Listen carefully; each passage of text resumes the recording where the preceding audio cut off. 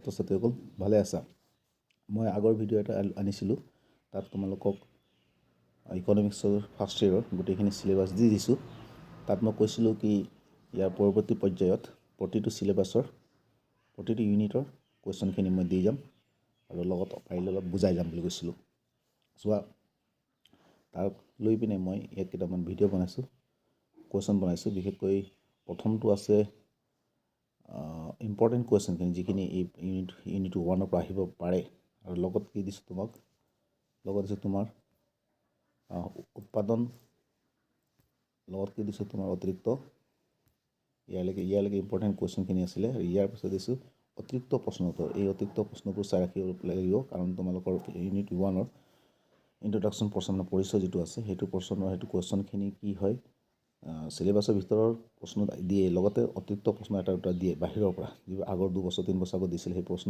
Repeat কৰাৰ chance থাকে সেইকাৰণে মই অতিৰিক্ত প্ৰশ্ন বনাই দিছোঁ এইখিনি তোমালোকে চাব লাগিব তাৰপাছত কি দিছোঁ এইটো Assam higher secondary education council AHSEC first year question 2023 যোৱা বছৰ যিটো কুৱেশ্যন আছিলে তাৰ কিছুমান তাৰ কুৱেশ্যনখিনি এইটো ইউনিটৰ যিখিনি কুৱেশ্যন আছিলে সেই কুৱেশ্যনখিনি মই দি দিছোঁ তোমালোকে এটা এটা চাই যাবা ঠিক আছে মই তোমালোকক সবচে প্ৰথম সিলেবাসটো অলপমান দেখাই দিম ইউনিট 1 তাৰ আগৰ ভিডিঅ'টো মই দিছোঁ সিলেবাস ইউনিট নহ'লে ইয়াত প্ৰতিটো ইউনিটৰ এটা এটা দেখাই যাম প্ৰথমে কি আছে তোমাৰ ইয়াত ব্যষ্টিবাদী অৰ্থবিজ্ঞানৰ পৰিচয় এইটো হ'ল সিলেবাসটোৰ নাম ব্যষ্টিবাদী অৰ্থবিজ্ঞানৰ পৰিচয় ইন্ট্ৰডাকশ্যন পৰ্চন সিলেবাসত কি আছে হোৱাট ইজ মাইক্ৰ' ইকনমিক্স প্ৰথমে চাব লাগিব ব্যষ্টিবাদী অৰ্থবিজ্ঞান কি central problem of N economy এখন অৰ্থনীতিৰ কেন্দ্ৰীয় সমস্যা কি থাকিব concept of production positive frontier curve মানে উৎপাদন সম্ভাৱনা বক্ৰৰেখা এইটো কাৰ্ভ বুলি কিছুমান ফ্ৰণ্টিয়াৰ বুলি কয় দেই উৎপাদন সম্ভাৱনা বক্ৰৰেখা আৰু এটা কি চাব লাগিব অপৰচুনিটি কষ্ট মানে সুযোগ দিয়ে চাব লাগিব তো এইটোৰ ওপৰত কি ইমানখিনিৰ ওপৰত মই কুৱেশ্যন বনাইছোঁ প্ৰথমে চাবা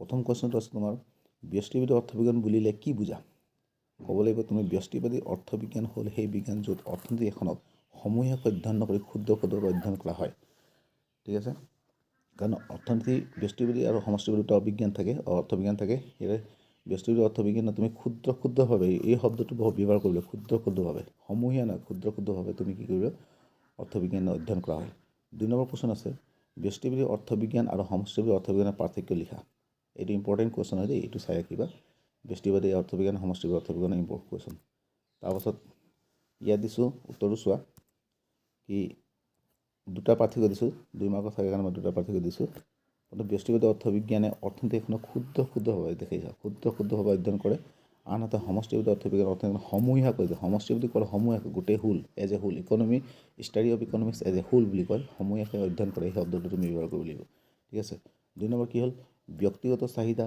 ব্যক্তিগত যোগান ব্যক্তিগত আয় আদি হ'ল ব্যষ্টিবাদী অৰ্থবিজ্ঞানৰ অধ্যয়নৰ বিষয়বস্তু আৰু সামগ্ৰিক চাহিদা সামগ্ৰিক যোগান জাতীয় আদি হ'ল সমষ্টিবাদী অৰ্থবিজ্ঞানৰ বিষয়বস্তু ইয়াত চাবা চাহিদা ইয়াতো আছে যোগান ইয়াতো আছে আয় ইয়াতো আছে খালি আমি ব্যষ্টিবাদী কওঁতে কি ব্যক্তিগত শব্দ ব্যৱহাৰ কৰিছোঁ ব্যক্তিগত চাহিদা ব্যক্তিগত যোগান ব্যক্তিগত আয় ব্যক্তিগত শব্দটো ব্যৱহাৰ কৰিছোঁ হয়নে ঠিক তেনে সমষ্টিবাদী অৰ্থবিজ্ঞান কওঁতে কি হ'ব এইটো চাহিদা ইয়াতো আছে ইয়াতো যোগান আছে যেনেকৈ চাহিদা যেনেকৈ আছিলে যোগান আছিলে ইয়াতো চাহিদা আছে ইয়াতো যোগান আছে ইয়াতো আয় আছে কিন্তু সমষ্টিবাদী কওঁতে ব্যক্তিগত নকয় কি কৰিব লাগিব সামগ্ৰিক চাহিদা সামগ্ৰিক যোগান সামগ্ৰিক মানে এগ্ৰিগেট হোল গোটেইখিনিক একেলগে অধ্যয়ন কৰিলে ব্যক্তিগত চাহিদা যদি এজন মানুহে যদি চাহিদা কৰে সেইটো ব্যক্তিগত চাহিদা সামগ্ৰিক চাহিদা মানে অৰ্থনীতি এখনত গোটেই মানুহখিনি একেলগে যেতিয়া চাহিদা কৰে তাক সামগ্ৰিক বুলি কয় গোটেই মানুহখিনি ব্যক্তিগত এজনৰ বিষয় কাৰণ ব্যষ্টিবাদী অৰ্থবিজ্ঞানে ক্ষুদ্ৰ গোটক অধ্যয়ন কৰে এজন মানুহে কি কেনেদৰে ব্যৱহাৰ কেনেদৰে চাহিদা কৰে বা এজন দোকানীয়ে কেনেদৰে যোগান কৰে তাৰ বিষয়ে আৰু সমষ্টিবাদী অৰ্থবিজ্ঞানে অৰ্থনীতি সামগ্ৰিকভাৱে অধ্যয়ন কৰে অৰ্থাৎ গোটেই অৰ্থনীতিখনৰ গোটেই মানুহখিনি কেনে চাহিদা কৰে গোটেই মানে যিজন উৎপাদক আছে যিজনে বনায় বা যিজনে বেচে চেলছমেন তেখেতে গোটেই অৰ্থনীতিখন গোটেই কেনেকৈ যোগান কৰে এইটো তোমালোকে সমষ্টিবাদী অৰ্থবিজ্ঞান পঢ়িব লাগিব এইটো ইম্পৰ্টেণ্ট কুৱেশ্যন হ'ব নেক্সটত কুৱেশ্যন আছে তোমাৰ এখন অৰ্থনীতিৰ কেন্দ্ৰীয় সমস্যাসমূহ কি এইটো আৰু এটা ইম্পৰ্টেণ্ট মই ইম্পৰ্টেণ্ট দি দিছোঁ ইয়াতে এইটো ইম্পৰ্টেণ্ট চাৰিব কেন্দ্ৰীয় সমস্যাসমূহ হ'ল এখন কেন্দ্ৰীয় সমস্যাসমূহ হ'ল কি বোলে কি উৎপাদন কৰিবলৈ হোৱাট টু প্ৰডিউচ কিদৰে উৎপাদন কৰিব পাৰে হাউ টু প্ৰডিউচ কাৰ বাবে উৎপাদন কৰিব পাৰে ফৰ হোম টু প্ৰডিউচ এতিয়া এইখিনি বস্তু অলপ বুজাবলৈ এনেকৈ হ'ব কি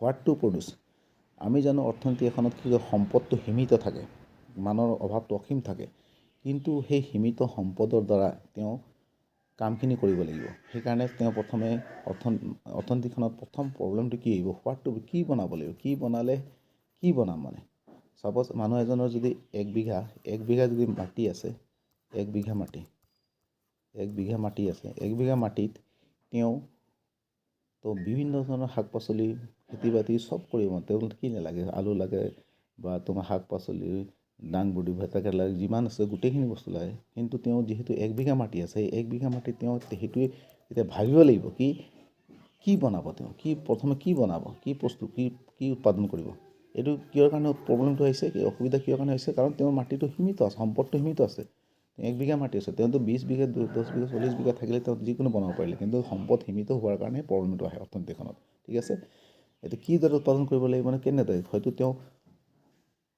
কি দৰে প্ৰস্তুত কৰিব হয়তো তেওঁ হাল বাই পিনে সাধাৰণ আমাৰ যিটো থলুৱাভাৱে খেতি কৰিব না বা ট্ৰেক্টৰ লগাই পিনে ভালকৈ উৎপাদন কোনটো পদ্ধতিৰে কৰিলে তেওঁ ভাল ফচল সেইটো এটা তেওঁ চিন্তা কৰিব লাগিব আৰু কাৰ বাবে উৎপাদন আৰু এটা ভাবিলে কাৰ কোনটো ইম্পৰ্টেণ্ট হয় তেওঁ কি বনালে ইম্পৰ্টেণ্ট কাৰ বাবে বনাব সেইটো তোমাৰ এই তিনিটা তোমাৰ ইম্পৰ্টেণ্ট হয় চাইবা কি এখনতে কেন্দ্ৰীয় শস্য কি উৎপাদন কৰিব লাগে কিদৰে উৎপাদন কৰিব লাগে কাৰ বাবে উৎপাদন কৰিবলৈ সেইটো ইম্পৰ্টেণ্ট হৈছে তাৰপাছত নেক্সট কুৱেশ্যন হৈছে উৎপাদন সম্ভাৱনা বক্ৰৰেখা এইটো মই হেডিংটো দিছোঁ দিছ ইজ মানে হেডিং এইটো হ'ল তোমাৰ হেডিং এই উৎপাদন সম্ভাৱনা বক্ৰৰেখাৰ ওপৰত কি বস্তু আহিব পাৰে তাক মই দি দিছোঁ প্ৰথম কুৱেশ্যন লিখি থবা কি উৎপাদন সম্ভাৱনা বক্ৰৰেখা প্ৰডাকশ্যন পজিটিভ কাৰ্ভ বা ফ্ৰণ্টিয়াৰ কি ইয়াত কৈছে উৎপাদন সম্ভাৱনা বক্ৰৰেখা হ'ল এক চৈত্ৰিক উপস্থাপন যিয়ে সীমিত সম্পদৰ দ্বাৰা সম্ভাৱ্য বিভিন্ন উৎপাদনৰ বৰ্ণনা দিয়ে এইটো এটা চিত্ৰৰ দ্বাৰা এটা বৰ্ণনা য'ত নেকি এটা সীমিত সম্পদৰ দ্বাৰা তেওঁ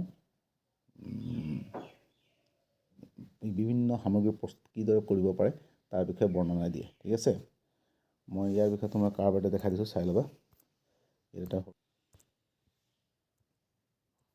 A B C D E এইফালে সাপোজ ধান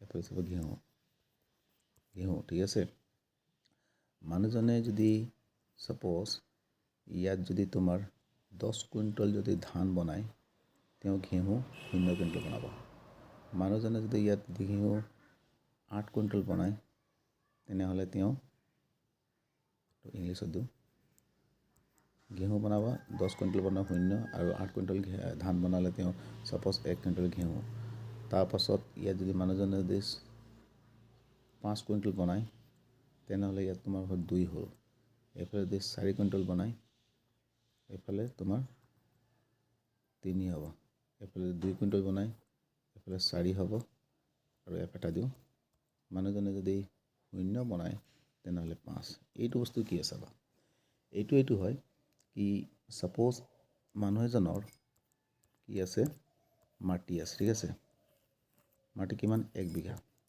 মাটি আছে 1 বিঘা মাটি আছে এই 1 বিঘা মাটিত তেওঁ মানুহজনে এতিয়া খেতি কৰিব তেওঁ যদি এনেধৰণে যদি খেতি কৰে এনেধৰণে য'ত নেকি তেওঁ ধান 10 কুইণ্টল পাব আৰু ঘেঁহু 0 কুইণ্টল ডেট মিনছ মানুহজনে ইয়াত ঘেঁহু একেবাৰে খেতি কৰা নাই এইধৰণে কৰিলে এইধৰণে যদি কৰে ঘেঁহু একেবাৰে খেতি নাপায় ধান অকল পাব কিমান 10 কুইণ্টল ধান পাব তেওঁ যদি বি ধৰণে খেতি কৰে তেনেহ'লে ধান পাব তোমাৰ 8 কুইণ্টল আৰু ঘেঁহু পাব 1 কুইণ্টল এইটো কেলে হৈছে কি যিহেতু 1 কুইণ্টল 0 পৰা 1 কুইণ্টল ঘেঁহুটো বাঢ়িছে সেইকাৰণেতো এতিয়াতো এইখিনিত অলপমান ঘেঁহু খেতি কৰিব লাগিব তেতিয়াফালে ধানৰ খেতিৰ পৰিমাণটো কমি যাব হয় নাই সেইকাৰণে 8 কুইণ্টল ধান পাব আৰু ঘেঁহু 1 কুইণ্টল পাব ঠিক আছে চি দৰে যদি খেতি কৰে তেনেহ'লে 5 কুইণ্টল ধান পাব এইফালে কাৰণ 8ৰ পৰা 5টো ধানৰ পৰিমাণটো কমি আহিছে তাৰমানে তেওঁ আগতকৈ ধান কমকৈ লগাইছে আৰু ঘেঁহুটো 2 কুইণ্টল পাইছে ডি ধৰণে খেতি কৰিলে এনেকুৱা পাব ই ধৰণে কৰিলে এনেকুৱা লাষ্টত এফ ধৰণে কি কৰে ধান একেবাৰে নাপাব অকল ঘেঁহু মানে এফ ধৰণে কৰোঁতে কি হ'ব মানুহজনে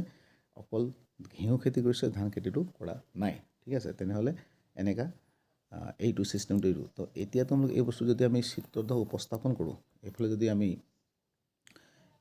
আমি ধান ৰাখোঁ ঠিক আছে এইফালে ঘেঁহু লিখোঁ ঘেঁহু তেনেহ'লে প্ৰথমটো কি আছে 10 ধান কিমান আছে 10ৰ পৰা এইটো 1 এইটো 10 ধানটো 10 এইফালে 1 ঘেঁহু 1 এইফালে 2 নম্বৰ যদি 2 বি ধৰণে যদি কৰোঁ তেনেহ'লে এইটো এ হ'ব বি ধৰণে কৰি যদি ঘেঁহু 8 হৈ গ'ল ধান তোমাৰ 2 হৈ গ'ল এইটো 8 হৈ গ'ল ঠিক আছে চি ধৰণে কৰোঁ তেন্তে ঘেঁহু তোমাৰ 5 হ'ব, ধান তোমালোকৰ 3 হ'ব। সৰি 10 থাকোঁতে তোমাৰ 0 ইয়াত আহিব আৰু 10 থাকোঁতে 0, তাৰপাছত 10 থাকোঁতে 0, তাৰপৰা 8 থাকোঁতে তোমাৰ 8ৰ পৰা তোমাৰ 1 আহিব, এইটো 8ৰ পৰা 1, তাৰপাছত 5 থাকোঁতে তোমাৰ 5ত আহিলে তোমাৰ 2, 4 থাকোঁতে 4 হ'লে তোমাৰ 4 যদি হয় তেনেহ'লে তোমাৰ এইফালে 3, 2 যদি হয় তেনেহ'লে তোমাৰ 4 আৰু এইফালে 0 যদি হয় তেনেহ'লে এইফালে 5, এইফালে এনেকুৱা 5, ঠিক আছে।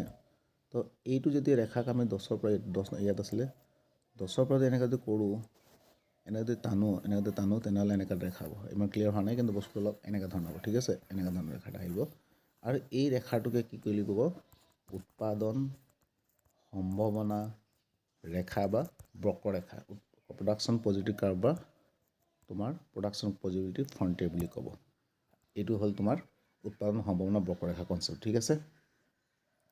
তো এতিয়া চাবা, এতিয়া আমি ইয়াত কিছুমান এইটো আছে কি কয় উৎপাদন সম্ভাৱনা বক্ৰৰেখাৰ বৈশিষ্ট্য আছে, বৈশিষ্ট্য দেখাইছোঁ তোমাক। এইটো উৎপাদন সম্ভাৱনা বক্ৰৰেখাৰ দুটা বৈশিষ্ট্য লিখা। এতিয়া আমি যিটো এতিয়া ছবি যে বনাইছিলোঁ 10 নম্বৰ, এতিয়া যিটো আমি ছবিটো বনালোঁ, এইটো ছবি আছে, এই ছবিটোৰ এই ৰেখাডাল বৈশিষ্ট্যও দিছে, মানে কেনেকৈ কি আছে। তো মই এইটো বুজাই দিছোঁ। চবচে প্ৰথম কি বোলে কি 1 নম্বৰ কৈছোঁ উৎপাদন সম্ভাৱনা বক্ৰৰেখা বাওঁফালৰ পৰা সোঁফালে নিম্নগামী হয়। উৎপাদন সম্ভাৱনা বক্ৰৰেখাডাল বাওঁফালৰ পৰা সোঁফাললৈ নিম্নগামী হয়। এইটো কেনেকৈ ক'লোঁ চাবা, এইটো ৰেখা হয়, এইটো ৰেখাডাল এইফালে বাওঁফালে, দিছ ইজ লেফ্ট ছাইড, বাওঁফাল। তোমালোকৰ মোবাইল যেনে ধৰি আছা, তোমালোকে হাতত চোৱা, এইটো তোমাৰ বাওঁফাল হ'ব, এইটো তোমাৰ সোঁফাল হ'ব, ঠিক আছে। তো বাওঁফালৰ পৰা সোঁফাললৈ নিম্নগামী হয় মানে এই বস্তুটো ওপৰৰ পৰা তলত পৰিছে। নিম্নগামী মানে ওপৰৰ পৰা তলত পৰিছে। ঊৰ্ধ্বগামী হ'লে বস্তুটো কি হ'ব? এনেকৈ ওপৰত যাব, ঠিক আছে, ঊৰ্ধ্বগামী ওপৰত। কিন্তু এইটো বাওঁফালৰ তলফালে পৰিছে, সেইকাৰণে নিম্নগামী ক'ব লাগিব। আৰু বাওঁফালৰ পৰা সোঁফাললৈ নিম্নগামী হ'ব, ঠিক আছে। 2 নম্বৰ কি আছে তোমাৰ উৎপাদন বক্ৰৰেখাৰ, কাৰণ বস্তুটো পঢ়িলে অকল নহ'ব, মুখস্থ কৰিলে নহ'ব, বস্তু বুজিলে তোমাৰ সুবিধা কি হয়, মানে তোমাৰ পাৰ্মানেণ্ট মনত থাকি যাব। বাওঁফালৰ সোঁফালে প্ৰথমে বাওঁফাল, এইটো সোঁফাল, বাওঁফালৰ পৰা সোঁফাললৈ কি হ'ল, এইফালৰ পৰা এনেকৈ কি হৈছে, বাওঁফালৰ পৰা সোঁফাললৈ কি হৈছে, নিম্নগামী তলত পৰিছে, এনেকৈ ক'ব লাগিব, ঠিক আছে। 2 নম্বৰটো এতিয়া বুজাবা কি বোলে উৎপাদন সম্ভাৱনা বক্ৰৰেখা কেন্দ্ৰৰ প্ৰতি অৱতল আকৃতিৰ, মানে ৰেখাডাল কেন্দ্ৰৰ প্ৰতি কি আছে? অৱতল আকৃতিৰ। অৱতল মানে কি হ'ব? এই বস্তুটো এনেকৈ আছে, এনেকৈ আছে, এইটো পইণ্ট হয়, 0 পইণ্ট, এইটো কেন্দ্ৰটো ইয়াত, দিছ ইজ দ্য কেন্দ্ৰ।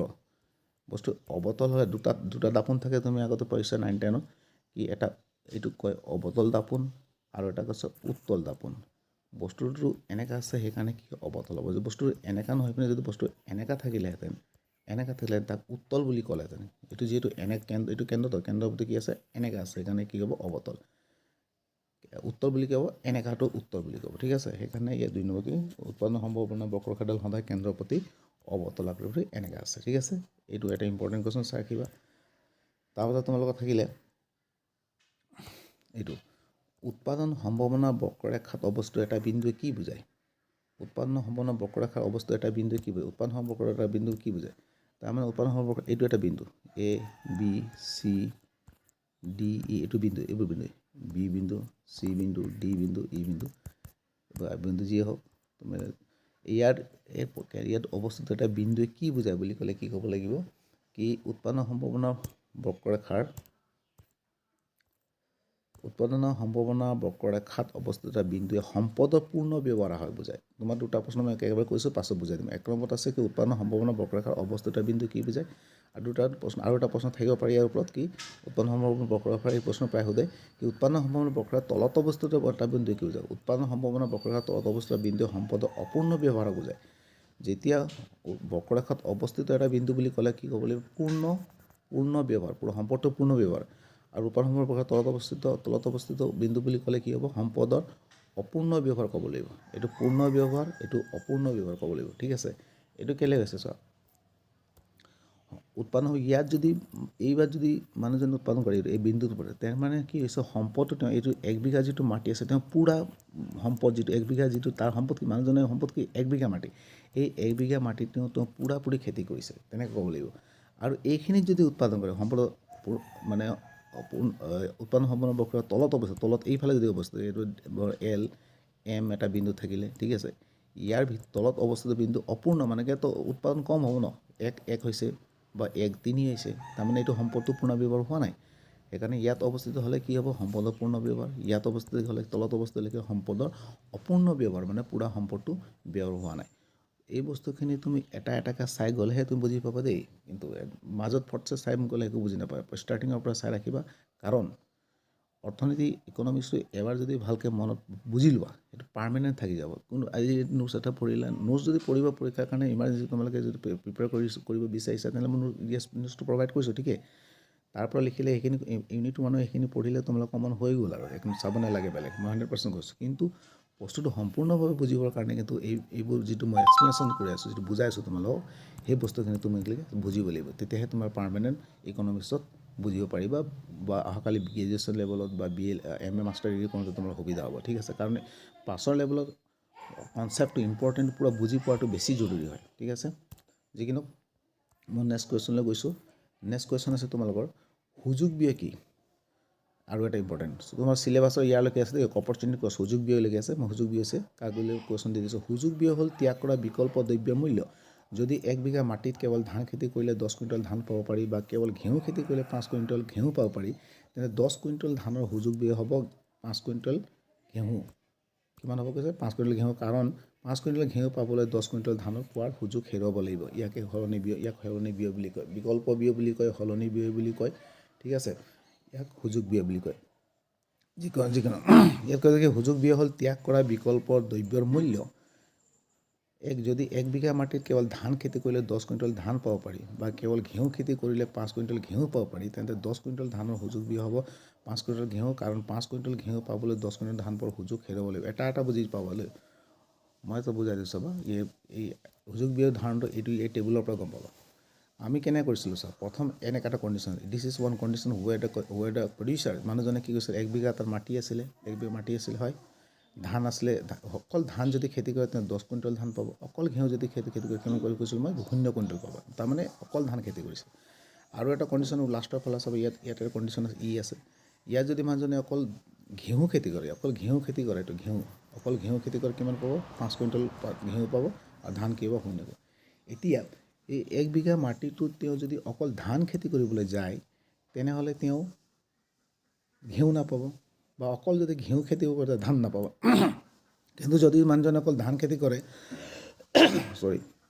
মানুহজনে যদি কেৱল ধান খেতি কৰে তেনেহ'লে তেওঁ কিমান পাব 10 কুইণ্টল অকল ঘেঁহু খেতি 5 কুইণ্টল তাৰমানে আমি যদি মানুহজন অকল ধান খেতি কৰে তেনেহ'লে এই 5 কুইণ্টল যিটো ঘেঁহু অকল ধান খেতিলে 5 কুইণ্টল ঘেঁহু পোৱাৰ সুবিধাটো হেৰুৱাব নাই তেওঁ নিশ্চয় হেৰুৱাব তেওঁ 5 কুইণ্টল কাৰণ এই মাটিটো অকল ধান খেতি কৰিলে 10 কুইণ্টল ধান পালেহেঁতেন বা এই মাটিটো কেৱল ঘেঁহু খেতি কৰিলে 5 কুইণ্টল পালেহেঁতেন যদি 10 কুইণ্টল ধান অকল কৰে তেনেহ'লে এই 5 কুইণ্টল ঘেঁহু পোৱাৰ সুবিধাটো হেৰুৱাব নাই সেইকাৰণে কৈছে কি 10 কুইণ্টল ধানৰ সুযোগ ব্যয় হ'ব 5 কুইণ্টল ঘেঁহু কাৰণ তেওঁ মানুহজনে এই 10 কুইণ্টল ধান পাবলৈ হ'লে এই 5 কুইণ্টল ঘেঁহু পোৱাৰ যিটো সুযোগ সেই সুযোগটো মানুহজনে হেৰুৱা সেইকাৰণে ইয়াক কি সলনি ব্যয় বা বিকল্প ব্যয় বুলি কয় তাৰমানে আৰু যদি মানুহ এজনে যদি কিবা এটা বেংকত চাকৰি কৰি যদি 20,000 দৰমহা পায় আৰু যদি সেই মানে 8 ঘণ্টা সময় 8 ঘণ্টা সময় বেংকত কাম কৰি পিনে মাহেকত 20,000 দৰমহা পায় তাৰ হ'লে যে তেওঁ যদি কোনো ব্যক্তিগত যদি এখন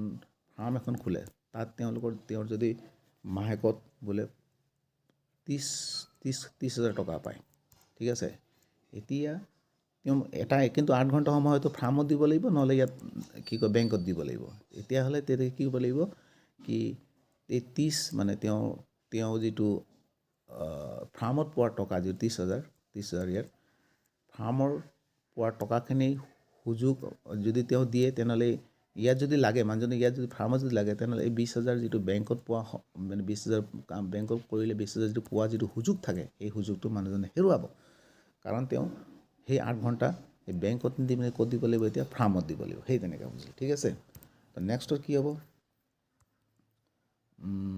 সুযোগ ব্যয়টো বুজালোঁ। তাৰপাছত কি আছে তোমালোকৰ সুযোগ ব্যয়ৰ পাছত আছে তোমালোকৰ এইটো ইউনিট 1ৰ অতিৰিক্ত প্ৰশ্ন উত্তৰ। চোৱা মই আগতে কৈছোঁ ইউনিট 1ৰ এইখিনি আগৰ যিখিনি বুজালোঁ এইটো ইউনিট 1ৰ চিলেবাছৰ ভিতৰৰ প্ৰশ্ন আছিলে যি আছিলে what is micro' economics, concepts of production positive frontier, ঠিক আছে। তাৰপাছত কি আছিলে কি কয় concept of production positive opportunity কষ্ট সেইখিনি আছিলে। কিন্তু আমি ইয়াত অতিৰিক্ত মই আগতে কৈছিলোঁ কি এই ইউনিটৰ অতিৰিক্ত প্ৰশ্ন কিছুমান অহাৰ চান্স থাকে। মই বেছি দিয়া নাই, এইখিনি অকল চাই ৰাখিবা, এইখিনি চালে হৈ যাব। কাৰণ তোমালোকে ফাৰ্ষ্ট ইয়েৰত অলপ ছেকেণ্ড ইয়েৰত মই ভালকৈ বুজাই দিম। মোৰ আৰু এটা ইউটিউব চেনেল আছে, সেইটো ছেকেণ্ড ইয়েৰত পাই যাব তোমালোকে। কিন্তু ফাৰ্ষ্ট ইয়েৰত এইখিনি বস্তু ইম্পৰ্টেণ্টখিনিয়ে চাই ৰাখিলে হ'ব। কাৰণ তোমালোকে ইমানখিনি জ্ঞান প্ৰথম ফাৰ্ষ্ট ইয়েৰ ইমানখিনি ল'ব নোৱাৰিবা, লাহে লাহে শিকিবা। অৰ্থনীতি ইকনমিক্সখিনি ইম্পৰ্টেণ্টখিনি মই দি দিছোঁ, সেইখিনি চাই ৰাখিবা।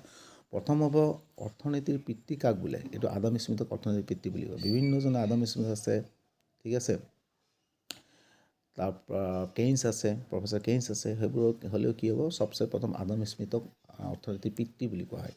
2 নম্বৰ অৰ্থনীতিৰ প্ৰকাৰ তিনিটা কি কি বৰ্ণনা কৰা? অৰ্থনীতিৰ তিনিটা প্ৰকাৰ আছে। এইটো তোমালোকে আগৰ 2 বছৰ 3 বছৰ আগত চিলেবাছত আছিলে, এইটো টাইপছ অফ ইকনমি বুলি আছিলে অৰ্থনীতিৰ প্ৰকাৰ। কিন্তু যোৱা বছৰৰ পৰা আগৰ বছৰৰ পৰা এই বস্তুটো অৰ্থনীতিৰ প্ৰকাৰটো উঠাই দিছে। কিন্তু হ'লেও ইয়াৰ পৰা কুৱেশ্যন অহাৰ চান্সেছ থাকে, কাৰণ ইউনিট 1ৰ পৰা বাহিৰৰ প্ৰশ্ন আহে, মই আগতে কৈছোঁ। অৰ্থনীতিৰ প্ৰকাৰ তিনিটা হ'ল কেন্দ্ৰীয়ভাৱে পৰিচালিত অৰ্থনীতি বা সমাজবাদ বুলি ক'ব, চেণ্ট্ৰেলি প্লান ইকনমি আৰু ছ'চিয়েলিজম। 2 নম্বৰ হ'ব বজাৰ অৰ্থনীতি বা পুঁজিবাদ, মাৰ্কেট ইকনমি আৰু কেপিটেলিজম। 3 নম্বৰ মিশ্ৰ অৰ্থনীতি বা মিক্স ইকনমি। এই তিনিটা অৰ্থনীতিৰ প্ৰকাৰ। এতিয়া মই এই অৰ্থনীতিৰ প্ৰকাৰ তিনিটা এটা এটাকৈ বুজাই যাম, ঠিক আছে। প্ৰথমতে কি আছে অৰ্থনীতিৰ প্ৰকাৰ? কেন্দ্ৰীয়ভাৱে পৰিচালিত অৰ্থনীতি কি? যি অৰ্থনীতিৰ বিভিন্ন কাৰ্যালয় যেনে উৎপাদন, বিতৰণ আদিৰ দৰে বিভিন্ন উপাদানবোৰ এখন কেন্দ্ৰীয় চৰকাৰ বা ৰাজ্য চৰকাৰৰ দ্বাৰা পৰিচালিত হয়, তাক কি বোলে? কেন্দ্ৰীয়ভাৱে, ইয়াৰ ডট দিছোঁ, এইটো কেন্দ্ৰীয়ভাৱে পৰিচালিত অৰ্থনীতি বোলে। 2 নম্বৰ দিছোঁ বজাৰ অৰ্থনীতি কি? বজাৰ অৰ্থনীতিৰ পুঁজিবাদ কি? যি অৰ্থনীতিৰ বিভিন্ন কাৰ্যকলাপ যেনে উৎপাদন, বিতৰণ আদিৰ দৰে বিভিন্ন উৎপাদন ব্যক্তিগত প্ৰতিষ্ঠান, ব্যক্তিগত মালিকৰ দ্বাৰা পৰিচালিত, তাক বজাৰ অৰ্থনীতি বোলে। এইখিনি গোটেইখিনি। নেক্সটৰ কুৱেশ্যন যিটো আছে বোলে নেক্সটৰ কুৱেশ্যনটো মিশ্ৰ অৰ্থনীতি কি? যি অৰ্থনীতিৰ বিভিন্ন কাৰ্যকলাপ যেনে উৎপাদন, বিতৰণ আদিৰ দৰে গুৰুত্বপূৰ্ণ কাৰ্যকলাপ এখন কেন্দ্ৰীয় চৰকাৰৰ লগতে ব্যক্তিগত মালিকানা ন্যস্ত থাকে, এটা মিশ্ৰ অৰ্থনীতি বুলি। এই যিখিনি বস্তু আছে এই গোটেইখিনি বস্তুৰে এটা বস্তু মন কৰিছে নাই তোমালোকে? এই বস্তুৰ ছেম আছে চাবা। যি অৰ্থনীতিৰ বিভিন্ন কাৰ্যকলাপ যেনে উৎপাদন, বিতৰণ আদিৰ দৰে বিভিন্ন উপাদান এখন কেন্দ্ৰীয়, ইয়াৰলৈকে প্ৰায় ছেম আছে। যি অৰ্থনীতিক বিভিন্ন কাৰ্যকলাপ উৎপাদন, বিতৰণ আদিৰ দৰে বিভিন্ন উপাদানবোৰ দেখে ছেম আছে। ইয়াৰ পৰা ষ্টাৰ্টিং ছেম আছে। ইভেন তোমাৰ পাছৰটো যিটো আছে, পাছৰটোতো চাবা ইয়াত যি অৰ্থনীতিত কি আছে? যি অৰ্থনীতিৰ বিভিন্ন কাৰ্যকলাপ যেনে উৎপাদন, বিতৰণ আদিৰ দৰে গুৰুত্বপূৰ্ণ কাৰ্যকলাপ এইটো গোটেইখিনি আছে, ঠিক আছে। তো সেইখিনি চাবা। কিন্তু পাৰ্থক্যটো কি আছে কি আমি আগৰ যিটো আছে ইয়াত কি আছে? ইয়াত কৈছে কেন্দ্ৰীয় পৰিচালিত কি কৈছে? কেন্দ্ৰীয় চৰকাৰ বা ৰাজ্য চৰকাৰ হাতত পৰিচালিত। কেন্দ্ৰীয়ভাৱে পৰিচালিত মানে কি হ'লে চৰকাৰ। এতিয়াৰ কথা হ'ল কি অৰ্থনীতিৰ বিভিন্ন কাৰ্যকলাপ উৎপাদন, বিতৰণ আদিৰ দৰে যিবোৰ বস্তু আছে সেই বস্তু কি হয় সেইটো বুজিব লাগিব। বা যি অৰ্থনীতিৰ বিভিন্ন কাৰ্যকলাপ যেনে উৎপাদন, বিতৰণ আদিৰ দৰে বিভিন্ন উপাদানবোৰ ইয়াত আছে কেন্দ্ৰীয় চৰকাৰ বা ৰাজ্য চৰকাৰৰ দ্বাৰা পৰিচালিত কৈছে। ইয়াত ব্যক্তিগত প্ৰতিষ্ঠান বা ব্যক্তিগত মালিকৰ দ্বাৰা পৰিচালিত। চোৱা মই ইকনমিক্সটো প্ৰশ্নটো এনে পঠিয়াই থাকিব পাৰোঁ, চাই কৰিব। কিন্তু মই ভাবোঁ তোমালোকে অকল চালে নহ'ব, বস্তুবিলাকে বুজি লোৱা, তেতিয়া কি হ'ব পাৰ্মানেণ্ট থাকিব। মই আগতে কৈছোঁ। তো সেইকাৰণে এই বস্তুটো মই কি হয় মই বুজাই দিওঁ। চাব 3 প্ৰকাৰত। এটা কি ক'লোঁ? কেন্দ্ৰীয়ভাৱে পৰিচালিত অৰ্থনীতি, এটা বজাৰ অৰ্থনীতি, আৰু এটা কি হ'ল? আৰু এটা কি পাইছিলোঁ আমি? হোৱাট ইজ ইট নাজানো কি আছিল এইটো? মিশ্ৰ অৰ্থনীতি। তিনিটাতো এই তিনিটা পাইছিলোঁ। এতিয়া মই বস্তু তোমালোক এটা আইডিয়া দি দিছোঁ। কি বস্তু কি হয়? তিনিটা এটা কি হয়? এটা কি ক'লা? কেন্দ্ৰীয়ভাৱে পৰিচালিত। এটা কেন্দ্ৰীয়ভাৱে পৰিচালিত, কেন্দ্ৰীয়ভাৱে পৰিচালিত, ঠিক আছে। আৰু এটা কি ক'লোঁ? বজাৰ অৰ্থনীতি বা বজাৰ অৰ্থনীতি। কেন্দ্ৰীয়ভাৱে পৰিচালিত সমাজবাদ বুলি কয়। সমাজবাদ চাই যাবা দেই। এইটো একেবাৰে বুজি যাবা। মুখস্থ কৰিবাই, লগতে ইয়াত একেবাৰে হয়তো সমাজবাদ হয়, এইটো বজাৰ অৰ্থনীতি, ইয়াক কয় পুঁজিবাদ বুলি কয়, আৰু ইয়াত মিশ্ৰ অৰ্থনীতি। এই তিনিটা, ঠিক আছে। ইয়াক কয় মিশ্ৰ অৰ্থনীতি যি কয়। এতিয়া চাবা কেন্দ্ৰীয়ভাৱে পৰিচালিত এখন অৰ্থনীতিত এতিয়া যি অৰ্থনীতিৰ বিভিন্ন ধৰণৰ অৰ্থনৈতিক কাৰ্যকলাপ যেনে উৎপাদন, বিতৰণ সেইবোৰ বস্তু কি আছে বা এই অৰ্থনৈতিক ব্যৱস্থা মানে কি হ'ল? আমাৰ ভাৰত আছে, পাকিস্তান আছে, ইংলেণ্ড আছে, আমেৰিকা আছে, বিভিন্ন দেশবোৰ আছে, ঠিক আছে। প্ৰতিটো দেশতে অৰ্থনৈতিক কাৰ্যকলাপ মানে অৰ্থনৈতিক কাৰ্যকলাপ কি ক'ব লাগিব, আমাৰ চাপ'জ আমাৰ ভাৰততো এটা কথা চবচে এটা কৈ দিওঁ, ভাৰতটো মিশ্ৰ অৰ্থনীতি বুলি কয় দেই। India is a great example of মিশ্ৰ অৰ্থনীতি, is example of mix economy বুলি কয়, মিশ্ৰ অৰ্থনীতি বুলি। এইটো কিহৰ কাৰণে কয়, ইয়াত বিভিন্ন ধৰণৰ অৰ্থনৈতিক কাৰ্যকলাপ, যেনেকৈ ইয়াত ভাৰতত স্কুল আছে, কলেজ আছে, মেডিকেল আছে, অন্য গভৰ্ণমেণ্ট অফিচবোৰ আছে, যিবোৰ আছে বা বেংক আছে, যিবোৰ এইবোৰ চব অৰ্থনৈতিক কাৰ্যকলাপৰ ভিতৰত পৰিব। এই গোটেইখিনি আছে, এইবোৰ কি আছে, এখন কেন্দ্ৰীয় চৰকাৰৰ লগতে ব্যক্তিগত মালিকৰ হাতত ন্যস্ত থাকে। তাৰমানে হ'ব কি, তোমালোকে আমাৰ ভাৰতৰ ভিতৰত অসম পৰে, অসমৰ কথা কওঁ, অসমতে চাবা তোমাৰ ওচৰত তুমি যিখন ঠাইত থাকা তাৰ ওচৰৰ পৰা মনত পেলোৱা, তাত যিবোৰ স্কুল আছে, হয়তো কিছুমান গভৰ্ণমেণ্ট স্কুল আছে, ৱেডাৰ গভৰ্ণমেণ্ট দেই যাতে গভৰ্ণমেণ্ট চৰকাৰী স্কুল আছে, নহ'লে কি আছে তোমাৰ প্ৰাইভেট আছে, প্ৰাইভেট মানে ব্যক্তিগত মালিক, এইটো মানে ব্যক্তিগত মানে প্ৰাইভেট, ব্যক্তিগত আছে, ঠিক আছে। গভৰ্ণমেণ্টটো বেলেগ, প্ৰাইভেটটো বেলেগ। গভৰ্ণমেণ্টটো হ'ল চৰকাৰটো চালিত হয়, প্ৰাইভেটটো মানে ব্যক্তিগত মালিকৰ। তো এই স্কুলত হ'ব বা ইভেন মেডিকেলৰ কথা আছে, মেডিকেলত তোমাৰ মেডিকেল কিছুমান নিশ্চয় তোমাৰ চৰকাৰী মেডিকেল আছে আৰু এটা কিছুমান প্ৰাইভেট মেডিকেল আছে। সেই তেনেকুৱা গভৰ্ণমেণ্ট মেডিকেল যিকোনো ক্ষেত্ৰত সেই গোটেইখিনি এইবোৰ বস্তু যেতিয়া যিটো অৰ্থনীতি কেৱল কেন্দ্ৰীয়ভাৱে পৰিচালিত, সেইবোৰ কেন্দ্ৰীয়ভাৱে পৰিচালিত অৰ্থনীতি যিটো আছে, এইটো যিটো ইয়াত উদাহৰণটো ৰাছিয়া হয়, ইয়াত কি আছে, ইয়াত তাত কেনেকুৱা হয়, সেইখন দেশত কি হয় বোলে, এইবোৰ গভৰ্ণমেণ্ট হওক বা তোমাৰ মেডিকেল হওক বা স্কুল হওক, এই গোটেইখিনি এখন চৰকাৰৰ হাতত থাকে। মানে তাত কোনো প্ৰাইভেট বুলি বস্তু নাপাব, গোটেইখিনি চৰকাৰৰ দ্বাৰা চালিত, চৰকাৰে চলাব, স্কুল চৰকাৰে চলিব, মেডিকেল চৰকাৰে চলাব, বা যিকোনো বেংক ব্যৱস্থা গোটেইখিনি চৰকাৰৰ দ্বাৰা চালিত হ'ব, ঠিক আছে। সেইটো হ'ব কেন্দ্ৰীয়ভাৱে পৰিচালিত অৰ্থনীতি।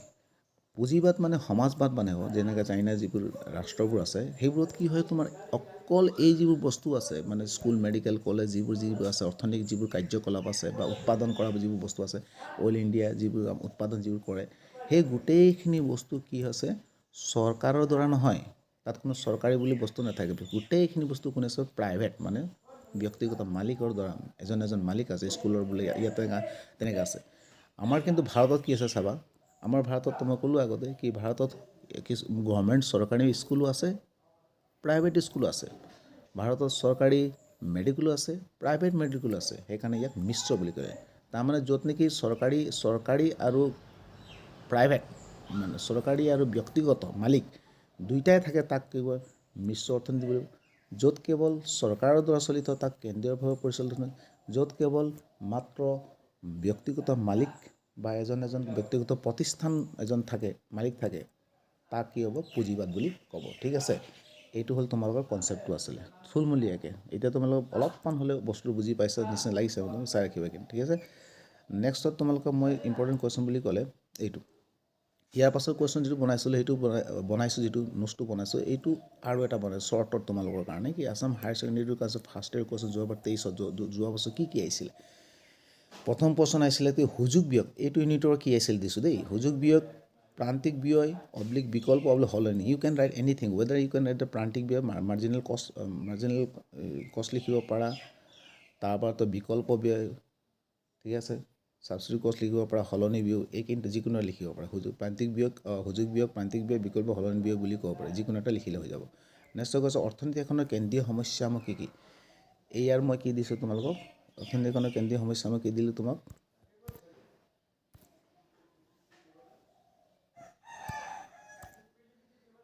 অৰ্থনৈতিক কেন্দ্ৰীয় সমস্যা, এইটো মই দিয়া নাই, কাৰণ এইটো অৰ্থনৈতিক কেন্দ্ৰীয় সমস্যা মই আগৰ লেচনত বুজাই দিছোঁ, তুমি তাৰ লগত চাই জাষ্ট মই বুজাই দিছোঁ কি প্ৰশ্ন আহিছিল, ঠিক আছে।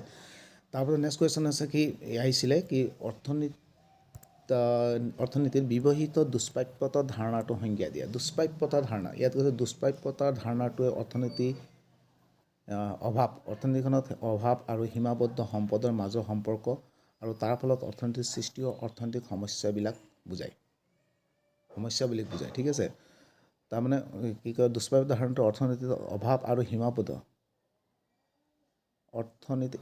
এইটো এনে নপৰিব, অৰ্থনীতি এখনত লিখিবা দেই তোমালোকে, ইয়াত অলপ গণ্ডগোল আছে। তো দুষ্প্ৰাপ্য ধাৰণাটো অৰ্থনীতি এখনত অভাৱ আৰু সীমাবদ্ধ সম্পদৰ মাজৰ সম্পৰ্ক আৰু তাৰ ফলত অৰ্থনীতিৰ সৃষ্টি অৰ্থনৈতিক সমস্যাবিলাক বুজায়। তাৰমানে কি, মই আগত দুষ্প্ৰাপ্যতা ধাৰণাটো দুষ্প্ৰাপ্যতা মানে কি হয় দুষ্প্ৰাপ্যতা মানে সম্পদটো সীমিত মই আগত কৈছোঁ এই এজন মানুহ আছিলে এজন মানুহ তাৰ সম্পদটো কি আছে 1 বিঘা মাটি 1 বিঘা দিছ ইজ ইয়াৰ সম্পদ এইটোৱে সম্পদ আছে মানুহৰ অৰ্থনীতি এখনৰ প্ৰব্লেম কেতিয়া হয় যেতিয়া নেকি তোমাৰ সম্পদটোৰ প্ৰব্লেম হয় তোমাৰ যদি আজি যদি তোমাৰ সপোন বহুত থাকে তুমি গাড়ী ল'ব বাইক ল'ব মোবাইল ল'ব যিকোনো লণ্ডন যাম ফুৰিব যাম বুলি ক'বা কিন্তু তুমি নোৱাৰা কিয় কাৰণে তোমাৰ সম্পদ যিটো তাৰমানে তোমাৰ যিটো পইচা যিটো আছে তোমাৰ সম্পদ যিটো আছে সেইটো সীমিত আছে যদি তোমাৰ লাখ লাখ কোটি কোটি থাকিলেহেঁতেন পাৰিলাহেঁতেন হ'লে মানুহৰ অভাৱ যেহেতু অসীম থাকে সেইকাৰণে সেই গোটেইখিনি কাম কৰিবলৈ নোৱাৰে এই মানুহজনৰ যেনেকৈ 1 বিঘা মাটি আছে 1 বিঘা মাটিতে তেওঁ কি কৰিব লাগিব গোটেইখিনি মানে তেওঁৰ যিটো ঘৰত লাগতিয়াল বস্তু শাক পাচলি বিভিন্ন ধৰণৰ বস্তু বহুত প্ৰয়োজন তোমাৰ 10 বিঘা থাকিলে 20 বিঘা থাকিলে যিকোনো কৰিব পাৰিলে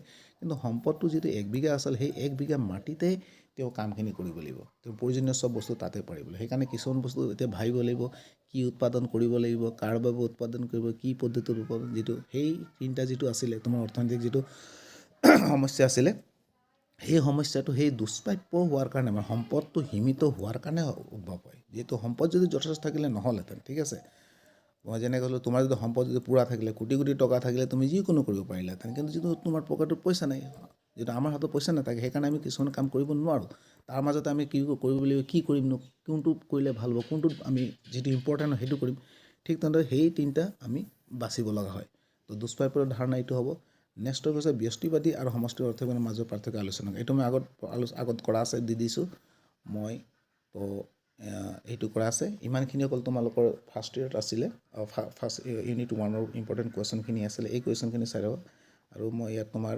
PDF ফাইলেৰে দি দিম লিংকটো PDF ফাইল পাবা লগতে মোৰ আগৰ যিটো ভিডিঅ' যিটো আছিলে য'ত নেকি মই তোমালোকক এইখন ফাৰ্ষ্ট ইয়েৰৰ ইকনমিক্সৰ চিলেবাছ দিছিলোঁ সেই চিলেবাছটো চাই ৰাখিবা চিলেবাছৰ বিষয়ে দিম আৰু ইয়াৰ ইউনিট 1ৰ বস্তুখিনি ইমানেই হয় বেছি চাব নালাগে দেই বেছি চাব নালাগে ইমানখিনি চাই ৰাখিবা ইমানখিনি লিখি ৰাখিবা পঢ়িবা ভাল আৰু বুজিলে মইতো আগত কিছুমান বস্তু এক্সপ্লেনেশ্যন কৰি বুজাই দিলোঁ সেই বুজা বস্তুখিনি চাই ৰাখিবা পাৰ্মানেণ্ট থাকিব সদায় মনত থাকিব তুমি এই higher secondary second year BA লেভেলতো একেটাই বস্তুকে পঢ়িব লাগিব কিন্তু কেনেকৈ পঢ়িব লাগিব অলপমান বহলাই পিনে পঢ়িব লাগিব সেইকাৰণে কনচেপ্টখিনি বস্তুখিনি ভালকৈ একদম খৰচি মাৰি এতিয়াই পঢ়ি ল'বা তেতিয়া পাছত একদম উজু হ'ব তো মই আকৌ এবাৰ কৈ দিছোঁ মোৰ চেনেলটোৰ নাম হ'ল প্ৰধান ছাৰ আছাম তোমালোকক যদি ইয়াত বুজা নিচিনা লাগিলে কিবা হেল্পফুল লাগিলে কিবা যদি বুজাব পাৰিলোঁ যেন ভাবিছা বুজি পাইছা যেন ভাবিছা then you please subscribe my channel this is my প্ৰধান sir Assam and please press the bell icon আছে তাত প্ৰেছ কৰি ৰাখিলে কি হ'ব